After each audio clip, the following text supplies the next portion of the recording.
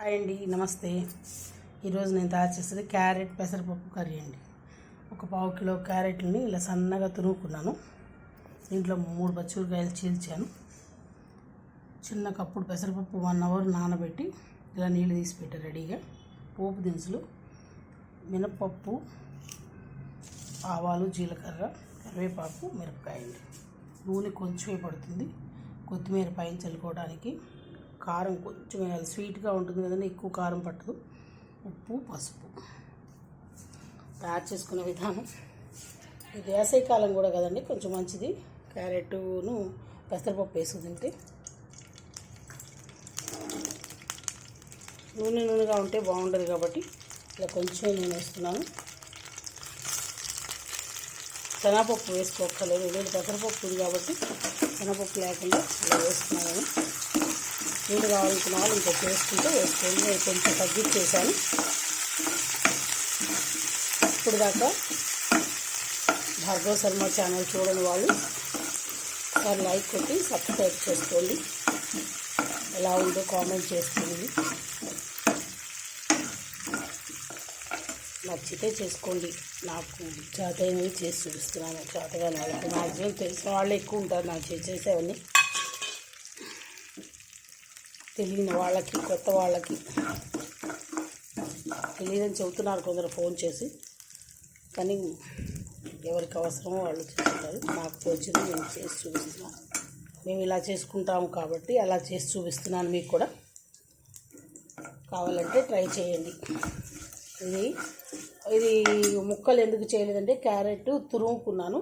ముక్కలు తినలేని వాళ్ళకి, కొంచెం పెద్దవాళ్ళు ముక్కలు తినలేదన్నారు, అందుకని వాళ్ళ కోసం చేస్తున్నాను.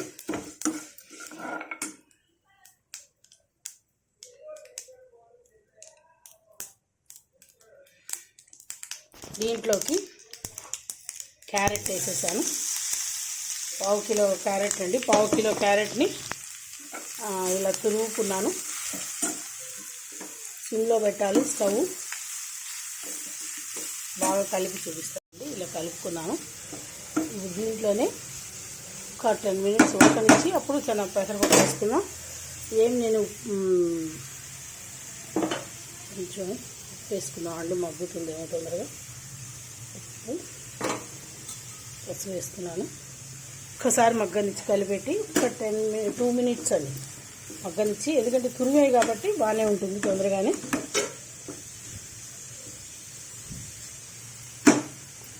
ఒక 2 మినిట్స్ నుంచి పెసరపప్పు వేసుకుందాం. చాలా ఈజీ కూర అండి ఇది. ఇవ్వండి, చాలు. క్యారెట్ ఉడకడం అనేది కొంచెం మరీ చాలా ఫైన్గా ఉంది. తురుము కూడా మరీ పెద్దగా చేయలేదు నేను. ఇవ్వండి, ఇప్పుడు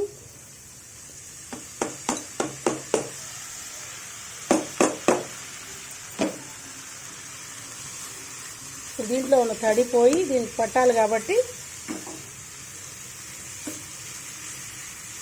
మళ్ళీ ఒక 2 మినిట్స్ ఉంచుకొని ఈసారి కారం కూడా వేసేద్దాం.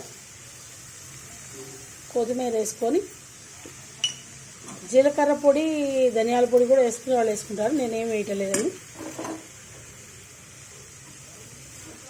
కొంచెం జీలకర్ర పొడి వేసుకుంటే బాగానే ఉంటుందండి. వేసుకునే వాళ్ళు కొంచెం జీలకర్ర పొడి వేసుకోండి, బాగుంటుంది. కారం వద్దు అనుకున్న వాళ్ళు ఇంకా 4 పచ్చిమిరపకాయలు ఫస్ట్లో క్యారెట్లోనే వేసుకున్నారంటే ఈ కారం కూడా వేసుకోకుండా సరిపోతుంది. ఒక 2 మినిట్స్ ఉంచుకుందాం, ఎందుకంటే పెసరపప్పు అన్నిటికి పట్టాలి కదా. ఇవ్వండి, తీసేస్తున్నాను. చూడండి ఎంత బాగా వచ్చిందో, పొడిపొడిలాడుతూ వచ్చింది.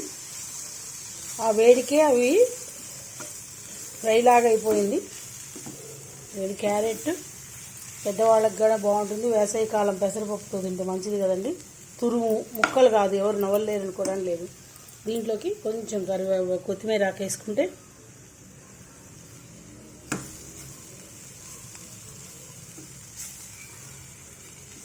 డిష్ అవుట్ చేస్తుంది. ఇవ్వండి, ఇంతేనండి పెసరపప్పు క్యారెట్ తురుముతో కర్రీ అండి.